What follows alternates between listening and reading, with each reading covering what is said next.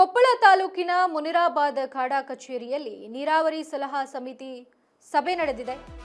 ಸದ್ಯ ಸಚಿವ ಶಿವರಾಜ್ ತಂಗಡಗಿ ನೇತೃತ್ವದಲ್ಲಿ ನಡೆದ ನೀರಾವರಿ ಸಲಹಾ ಸಮಿತಿ ಸಭೆಯಲ್ಲಿ ಬಳ್ಳಾರಿ, ರಾಯಚೂರು, ಕೊಪ್ಪಳ ಹಾಗೂ ಹೊಸಪೇಟೆ ಭಾಗದ ಸಚಿವರು, ಶಾಸಕರು, ಸಂಸದರು ಭಾಗವಹಿಸಿದರು. ಆದರೆ ಇದೇ ಸಭೆಗೆ ರೈತ ಮುಖಂಡರನ್ನ ಒಳಗಡೆ ಬಿಡದ ಹಿನ್ನೆಲೆಯಲ್ಲಿ ಕಾಡಾ ಕಚೇರಿ ಮುಂಭಾಗದ ರೈತರು ಪೊಲೀಸರ ವಿರುದ್ಧ ಆಕ್ರೋಶವನ್ನು ವ್ಯಕ್ತಪಡಿಸಿದರು. ರೈತರನ್ನ ಒಳಗಡೆ ಬಿಡುವಂತೆ ಖುದ್ದು ಎಸ್ಪಿ ಡಾಕ್ಟರ್ ರಾಮ್ ಎಲ್ ಅರಸಿದ್ದಿ ಸೂಚನೆಯನ್ನ ನೀಡಿದ್ರು. ಪೊಲೀಸರು ತಡೆದ ಹಿನ್ನೆಲೆಯಲ್ಲಿ ಕೆಲಕಾಲ ವಾಗ್ವಾದ ಕೂಡ ನಡೆಯಿತು. ಈ ವೇಳೆ ಸಮಾಧಾನಗೊಳ್ಳುವಂತೆ ಎಸ್ಪಿ ಮನವಿಯನ್ನ ಮಾಡಿಕೊಂಡ್ರು.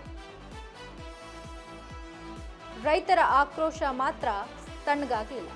ಒಟ್ಟಿನಲ್ಲಿ ರೈತರ ಸಮಸ್ಯೆ ಚರ್ಚಿಸಲು ನಡೆಯುತ್ತಿರುವ ಸಭೆಗೆ ರೈತರನ್ನೇ ಒಳಗಡೆ ಬಿಡದಿರುವುದು ಯಾಕೆ ಎಂಬ ಪ್ರಶ್ನೆ ಇದೀಗ ಭಾರೀ ಚರ್ಚೆಗೆ ಗ್ರಾಸವಾಗಿರುವಂಥದ್ದು.